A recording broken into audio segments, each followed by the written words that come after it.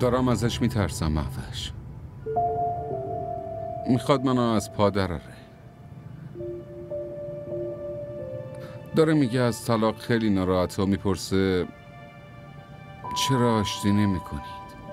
آره چرا آشتی نمی کنی؟ چرا حرفشو گوش نمیدی؟ اصلا خیلی خوب، بیا الکی آشتی کنیم. یه جای گوشه خونت بهم بده و ما برای دلخوشیش با هم غذا میخوریم، بهش غذا میدیم، اینطوری نشون میدیم جدا نشدیم.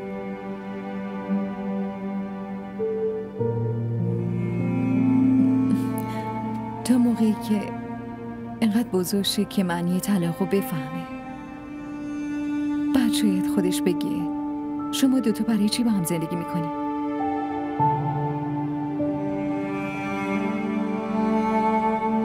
داری گوش میدی؟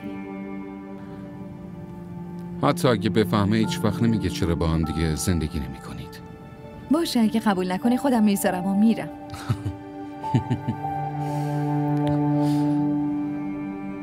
داری میخندی؟ گفتی میذاری و میری، برای همین. خوب بلدی بذاری بری. کاش یه بار دیگه این حرفو بزنی تا با شنیدنش جون از تنم بره. ببین اشک تو چشام جمع شده، ولی دوست ندارم به خاطر تو گریه کنم.